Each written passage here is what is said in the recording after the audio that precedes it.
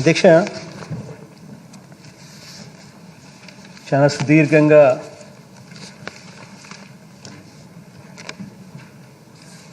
రాజా చాలా సుదీర్ఘంగా వివరణ ఇచ్చాడు. ఎటువంటి పరిస్థితుల్లో 3 రాజధానుల నిర్ణయం వచ్చింది, ఎలాంటి పరిస్థితుల్లో ఆ నిర్ణయాలు తీసుకోవడం జరిగింది అని హిస్టరీ అంతా కూడా బాగా సుదీర్ఘంగా చెప్పాడు. 1953 నుంచి 1956 దాకా ఆంధ్ర రాష్ట్రానికి రాజధానిగా కర్నూలు ఉండేది. ఆ రోజుల్లో గుంటూరులో హైకోర్టు ఉండేది. ఆ తర్వాత 1956లో 1956లో కర్నూలు నుంచి రాజధాని కానీ గుంటూరు నుంచి హైకోర్టు కానీ రెండూ కూడా హైదరాబాద్కు ఏ రకంగా తీసుకొని పోవడం జరిగింది. తీసుకొని పోయేటప్పుడు ఈ మాదిరిగా జరిగింది కాబట్టి అక్కడ ప్రజలకు వాళ్ళ ఆకాంక్షలను పరిగణలోకి తీసుకొని శ్రీబాగ్ ఒడంబడిక శ్రీబాగ్ ఒప్పందాలు అవన్నీ కూడా చేసి రకరకాలుగా ఆ రోజుల్లో రాయలసీమకు న్యాయం చేస్తామని కూడా ఏ రకంగా చెప్పడం జరిగింది. ఇవన్నీ కూడా చాలా సుదీర్ఘంగా జరిగిన తన ప్రస్తావనలో రాజా వివరించడం కూడా జరిగింది. ఆ తర్వాత కూడా నీదర్ ఇస్ దిస్ ప్రాంతం అటు విజయవాడ కాదు, అటు గుంటూరు కాదు. ఇక్కడ నుంచి గుంటూరు చూసుకున్న 40 కిలోమీటర్లు, విజయవాడ చూసుకున్న దాదాపుగా మరో 40 కిలోమీటర్లు. ఇక్కడ ఉట్టి బేసిక్ ఇన్ఫ్రాస్ట్రక్చర్, నేను ఇంకేమీ మాట్లాడడంలో, రోడ్లు, కరెంటు, డ్రైనేజు, ఇటువంటి బేసిక్ ఇన్ఫ్రాస్ట్రక్చర్ ఎస్టాబ్లిష్ చేయడానికి మాత్రమే అయ్యే ఖర్చు వీళ్ళ లెక్కల ప్రకారమే, గత ప్రభుత్వపు లెక్కల ప్రకారమే ఎకరాకు 2 కోట్ల రూపాయలు అని చెప్పి లెక్కేశారు. 50,000 ఎకరాలు ఇంటూ 2 కోట్లు అంటే 1,00,000 కోట్ల రూపాయలు అని చెప్పి లెక్కేశారు. అధ్యక్ష 1,00,000 కోట్లు అనేది ఈరోజు లెక్కల ప్రకారం ఒక 10 ఏళ్ళు పోతే ఇది కట్టడానికి, ఆ 1,00,000 కోట్లు తేవడానికి, తెచ్చి పెట్టడానికి 10 ఏళ్ళు పడుతుందో ఇంకా 20 ఏళ్ళు పడుతుందో తెలియదు. కానీ ఒక 10 ఏళ్ళు పోతే ఈ 1,00,000 కోట్లు దాని విలువ ఎంత అవుతుంది అధ్యక్ష? 10 ఏళ్ళు పోతే ఇదే 1,00,000 కోట్లు ఈరోజు అయ్యే ఖర్చు 10 ఏళ్ళు పోతే అది 6 లక్షల కోట్లు, 7 లక్షల కోట్లు అవుతుంది. అంటే నీ కనీసం మన దగ్గర ఉన్న డబ్బుతో కనీసం మనం రోడ్లు వేసుకోవడానికి, డ్రైనేజీలు వేసుకునేదానికి, కరెంట్ ఇచ్చేదానికి కూడా మన దగ్గర డబ్బులు లేని పరిస్థితిలో మనం ఉంటే ఇక్కడ రాజధాని అనే ఊహా చిత్రం సాధ్యమవుతుందా? ఈ రకంగా ప్రజలను మిస్లీడ్ చేయడం ధర్మమేనా? అసలు మనకు అంటూ, మన పిల్లలకంటూ ఏదైనా ఒక ఉద్యోగాలు వచ్చే ఒక పరిస్థితి, ఒక సిటీ, ఒక ఎస్టాబ్లిష్మెంట్ అనేది ఎప్పటికి వస్తుంది? చదువుకున్న మన పిల్లలు ఉద్యోగాల కోసం ఎప్పుడూ కూడా పెద్ద నగరాలైన హైదరాబాద్కో, లేకపోతే పెద్ద నగరాలైన బెంగళూరుకో, లేకపోతే పెద్ద నగరాలైన చెన్నైకో, ఇటువంటి నగరాలకు వెళ్ళాల్సిందేనా? ఎప్పటికీ మనకు మార్పు ఉండదా అనే ఆలోచనల మధ్యలో నుంచి ఈరోజు రాష్ట్రంలో ఉన్న బిగ్గెస్ట్ సిటీ ఈజ్ విశాఖపట్నం. అది బిగ్గెస్ట్ సిటీ ప్రస్తుతం రాష్ట్రంలో. ఇటువంటి బిగ్గెస్ట్ సిటీలో ఆల్రెడీ రోడ్స్ ఉన్నాయి, ఆల్రెడీ డ్రైనేజీలు ఉన్నాయి, ఆల్రెడీ కరెంట్ ఉంది, ఆల్రెడీ అన్ని రకాల ఇన్ఫ్రాస్ట్రక్చర్ ఫెసిలిటీస్ ఆల్రెడీ ఉన్నాయి. ఇక దానికి మీద కొద్దిగా సుందరీకరణ మీదనో, కొద్దిగా వసతుల మీదనో, ఫెసిలిటీస్ మీదనో కాస్త వాల్యూ అడిషన్ చేస్తే చాలు ఆ నగరం అన్నది కనీసం ఈరోజు కాకపోయినా ఒక 5 ఏళ్లకో 10 ఏళ్లకో ఖచ్చితంగా హైదరాబాద్ వంటి పెద్ద నగరాలతో పోటీ పడే పరిస్థితి ఖచ్చితంగా ఉంటుంది. అధ్యక్ష, ఇది వాస్తవమైన పరిస్థితి అధ్యక్ష. ఇటువంటి వాస్తవాలను గుర్తెరిగే ఇక్కడ రాష్ట్రంలో 3 ప్రాంతాలు కూడా అభివృద్ధి చెందాలి, రాష్ట్రం పూర్తిగా అభివృద్ధిలో పరిగెత్తాలి అనే ఉద్దేశంతో, అన్న తాపత్రయంతోనే విశాఖపట్నంలో ఎగ్జిక్యూటివ్ క్యాపిటల్ పెట్టాలని, ఇక్కడ ఈ ప్రాంతంలో, ఎందుకనంటే ఇక్కడ ఆకాంక్షలు కూడా ఉన్నాయి కాబట్టి ఇక్కడ ఈ ప్రాంతంలో లెజిస్లేటివ్ క్యాపిటల్ ఇక్కడ పెట్టాలని, కర్నూలులో ఇంతకుముందు 1953 నుంచి 1956 దాకా కర్నూలు ఆంధ్ర రాష్ట్రానికి క్యాపిటల్, అటువంటి క్యాపిటల్ని అక్కడి నుంచి షిఫ్ట్ చేశాం. వాళ్ళ ఆకాంక్షలు కూడా ఉన్నాయి, అప్పటి నుంచి వాళ్ళ ఆకాంక్షలను కూడా పరిగణలోకి తీసుకుని వాళ్ళకు మంచి చేయాలనే ఉద్దేశంతో అక్కడ హైకోర్టు పెట్టాలని, జ్యుడిషియల్ క్యాపిటల్ కర్నూలులో పెట్టాలని, 3 ప్రాంత ప్రజలకు కూడా అన్ని రకాలుగా డీసెంట్రలైజేషన్ ద్వారా మంచి జరిగించాలి అనే తాపత్రయంతో అడుగులు ముందుకు వేశాం అధ్యక్ష. అటువంటి పరిస్థితుల మధ్య ఈరోజు ఏమేం జరిగాయో మన కళ్ళ ముందునే చూస్తూ ఉన్నాం.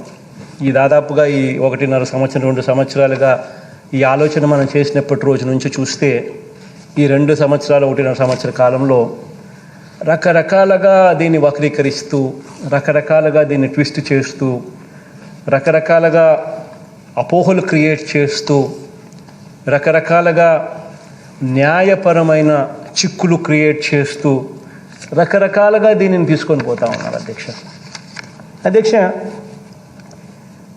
ఇటువంటి నేపథ్యంలో అధ్యక్ష ఈ ప్రకటన నేను చేయాల్సి వస్తూ ఉంది అధ్యక్ష.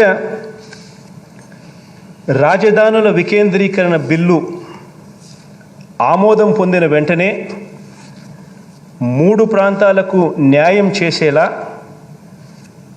3 రాజధానుల ప్రక్రియ ప్రారంభమై ఉంటే ఈరోజు దాని నుంచి మంచి ఫలితాలు ఈపాటికే అందుబాటులోకి వచ్చి ఉండేవి.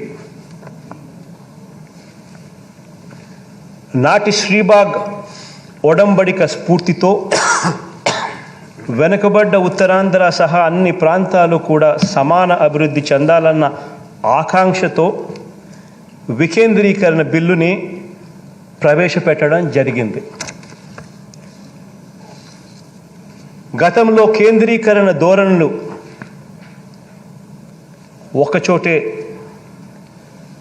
పూర్తిగా కేంద్రీకరణ అయిన పరిస్థితుల మధ్య కేంద్రీకరణ ధోరణులు ప్రజలు ఎంతగా వ్యతిరేకించారో 2019 సార్వత్రిక ఎన్నికల్లో ప్రజలు ఇచ్చిన తీర్పు ద్వారా ప్రస్ఫుటంగా వ్యక్తమైంది. మరోసారి హైదరాబాద్ లాంటి ఒక సూపర్ క్యాపిటల్ మోడల్ వద్దని, అటువంటి చారిత్రక తప్పిదాన్ని ప్రభుత్వం పాల్పడరాదని ప్రజల తీర్పు స్పష్టం చేసింది. కాబట్టే వికేంద్రీకరణ సరైన విధానం అన్నది బలంగా నమ్మి అడుగులు ముందుకు వేశాం అధ్యక్ష. అన్ని ప్రాంతాలు, అన్ని కులాలు, అన్ని మతాలు, వీరందరి ఆశలు, ఆకాంక్షలు ప్రభుత్వం పరిగణనలోకి తీసుకుంది కాబట్టే, వాటిని ఆవిష్కరించింది కాబట్టే మన ప్రభుత్వాన్ని గడిచిన ఈ 2.5 సంవత్సర కాలంలో జరిగిన ఏ ఎన్నికలను తీసుకున్నా కూడా ప్రజలు మనసారా దీవిస్తూ వచ్చారు ఈ ప్రభుత్వాన్ని.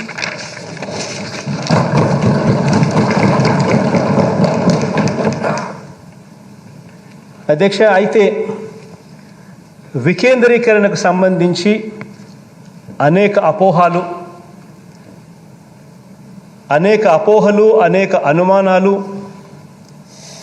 అనేక కోర్టు కేసులు, న్యాయపరమైన వివాదాలు, దుష్ప్రచారాలు, ఇలా ఈ 2 ఏళ్ల కాలంలో వీటినే ప్రచారాలు చేశారు అధ్యక్ష. అందరికీ న్యాయం చేయాలన్న ప్రభుత్వ సదుద్దేశాన్ని పక్కన పెట్టి కొందరికి అన్యాయం జరుగుతుందన్న వాదనను కూడా కొంతమంది ముందుకు తోయడం కూడా మనం అంతా కూడా మన కళ్ళతో చూసాం అధ్యక్ష. ఇటువంటి బ్యాక్గ్రౌండ్లో, ఈ నేపథ్యంలో వికేంద్రీకరణ అవసరాన్ని, 3 రాజధానులకు సంబంధించిన బిల్లులోని ప్రభుత్వ సదుద్దేశాన్ని విపులంగా వివరించేందుకు, చట్టపరంగా కానీ న్యాయపరంగా కానీ అన్ని సమాధానాలను బిల్లులోనే పొందుపరిచేందుకు, బిల్లుల్ని మరింత మెరుగుపరిచేందుకు, అన్ని ప్రాంతాలకు అందరికీ విస్తృతంగా వివరించేందుకు, ఇంకా ఏమైనా మార్పులు అవసరమైతే వాటిని కూడా పొందుపరిచేందుకు ఇంతకు ముందు ప్రవేశపెట్టిన బిల్లును ప్రభుత్వం వెనక్కి తీసుకుని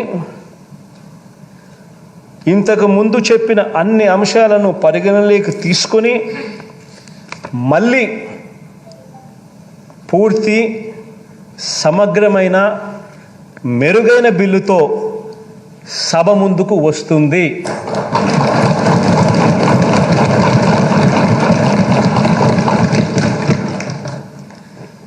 విస్తృత విశాల ప్రజా ప్రయోజనాలను కాపాడేందుకే ఈ నిర్ణయం తీసుకుంటా ఉన్నాం అధ్యక్ష.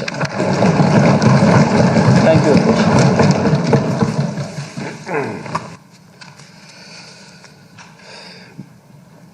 The question is the Andhra Pradesh Decentralization and Inclusive Development of All Regions Repeal Bill 2021 be taken into consideration.